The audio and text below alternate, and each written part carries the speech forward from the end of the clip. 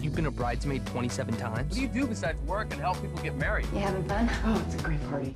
So you know that movie, that romantic comedy, 27 Dresses? It's Katherine Heigl playing this frustrated friend, always the bridesmaid, never the bride. In that movie, she was a bridesmaid 27 times. Well, joining me now, someone who can definitely relate to that, Lauren Cowling. She's the editor for CountryOutfitter.com. Lauren, hi to you. You know, I understand you've been in 20 weddings. So many of you call yourself a serial bridesmaid. So my first reaction was, wait a second, does anyone know if she's ever said no to being a bridesmaid? I'm sure you've wanted to.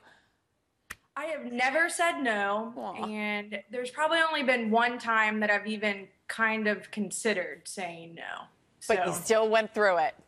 Still did it. So what if you could pick one of the ugliest dresses that you had to wear? You know, we've all been there, right? I mean, I have like 15 in my closet, and I can definitely pinpoint the one that was the worst. Do you have one? I do have one. It was a little bit Easter eggy and had a very, gave you a little bit of a fabric baby. So not the most flattering thing in the world. Definitely couldn't wear it again. So that was probably the worst one. There's been a number of them, though. I'm stealing that. That explains my sister's bridesmaid dress that she made me wear had a fabric baby, too. I was like, are you trying to make us look bad? Okay, so we are bringing you on because we actually want to give folks bridesmaids tips, sort of like the do's and don'ts, because all of us have been there and you sort of don't know what you should do. So what are your tips for all those bridesmaids this summer?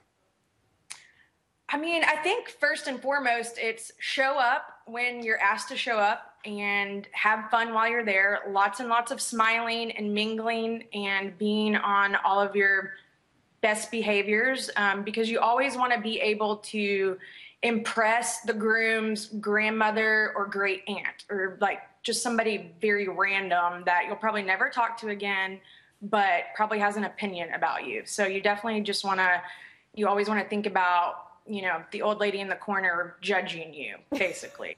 And worry about it. There's always an aunt that's watching and judging. Always an aunt, always an older lady. Exactly. So what do you do with all of those dresses? Do you have any advice for those people? You spend like $250 on these things. Do you ever sell them at consignment shops or anything like that? I have never sold them at a consignment shop. I can't imagine that anybody would ever go buy an old bridesmaid's dress. I have given several away to like prom type, like when people need them for like a prom dress, so like given away to those organizations. My mom's a teacher at a high school, so I've given her a couple to give to students to wear to prom or formal events. And so there's a few still hanging in my closet. Some of them have kind of hit, you know, the recycle bin maybe, but I've never sold one and I've never worn one again either. So.